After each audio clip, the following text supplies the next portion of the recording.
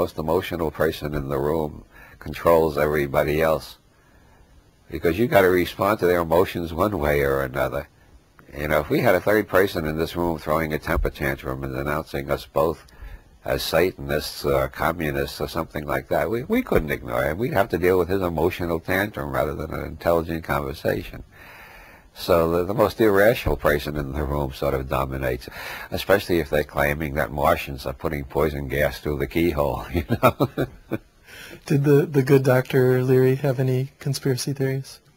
Yeah, he believed there are 24 conspiracies wherever you go. He identified them at Harvard and found the same 24 in Folsom Prison, except that they spoke better English at Harvard, but it was still basically the same 24 genetic types. So these are the 24 types from Neuropolitique? That's right, yeah, the 24 types of nervous systems. People with the same imprints in their nervous systems tend to flock together and work for the same goals. And when I find that people with the same imprints as myself, we call it an affinity group, and we talk about how we're improving the world. When somebody we don't like does it, we call it a goddamn conspiracy. The real difference between a conspiracy and an affinity group, I mean the objective difference, is how much lying do you do and how much deception do you do. I don't care what you're conspiring to achieve. I don't care what the hell your goal is. If you're not lying and deceiving, I don't think it should be called a conspiracy. Well, let's talk about that. What makes a conspiracy by definition? Theory of Games and Economic Behavior by von Neumann and Morgenstern. They point out in poker, business, and war, the two basic laws are to get more accurate information than anybody else and to give as much inaccurate information as possible to everybody else.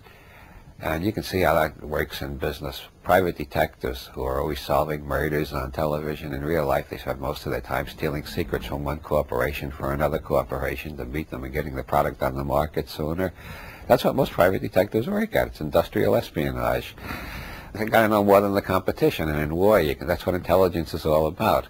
An intelligence agency is trying to figure out what the enemy intelligence agency is trying to deceive them into believing and what's the real truth behind that, which is where the double-cross system comes in. A good deception system has what looks like a plausible story, which the opposition will never believe if they find out it came from you, and you don't want them to know it came from you. You want them to think it came from India or from Mars or somewhere else, but not from you. But if they figure out it came from you, they won't believe it. So you got behind on another story that looks even more like the truth. And once they pass through the first, they're likely to believe the second. And I think that's another facade, too. And in poker, you do it all the time. People are always trying to convince others they got a stronger hand than they have. Well, sometimes if they got a really strong hand, they keep bidding low to keep the bidding going on. So the bidding will get higher and higher until it reaches the point where suddenly they put a really heavy bid. Everybody either folds or sees them, and since they got a really good hand, they rake in the pot.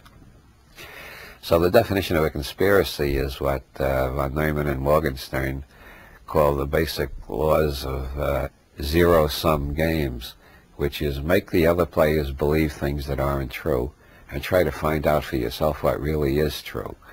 And since everybody is playing the same game in poker and in business and in war, you're constantly being deceived. And so that tends to produce paranoia in itself, doesn't it? That's why I'm reading a book right now called Non-Zero, which is based on the idea that we're evolving toward a non-zero-sum society on a global level. I'd like to see that happen. I think zero-sum games bring out the worst in people. Not only lying, but I was suspecting everybody else of lying. Well, as Henry Kissinger said, anybody in Washington who isn't paranoid must be crazy. I would say anybody in the modern world who isn't a little bit paranoid must be crazy. You're being lied to all the time. You're being manipulated and lied to and deceived by so many people who are professionals at it that I don't see how anybody can evade some degree of agnosticism. They may not be as agnostic as I am, but they've got to have some degree of agnosticism. It's been exposed over and over again how the CIA lied to President Johnson during Vietnam, how advertisers lie to us all the time.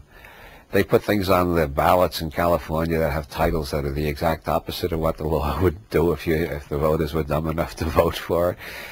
It's part of zero-sum games. So a conspiracy is a group of people who are trying to do this on purpose. Well, they're in a game. It happens to be a zero-sum game, and you win by either knowing more than your opposition or making sure your opposition knows a lot that isn't true. But so by that definition, it's not necessarily illegal or secret. It's just... But it always involves deception and spying. The way you find out is by spying. Like in poker, you constantly watch the other players' faces to see if something crosses their face that gives away the fact they have a better hand than they're acting like, or a worse hand than they're pretending to have. Bob, would you like to leave listeners with any parting thoughts? Amor et hilaritas, love and cheerfulness.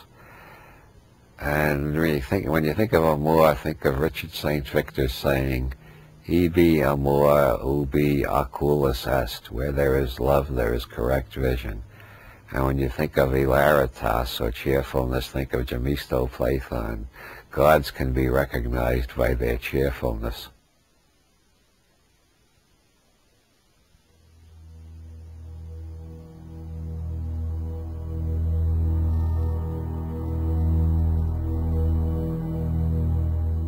This concludes Session 4. Our program continues with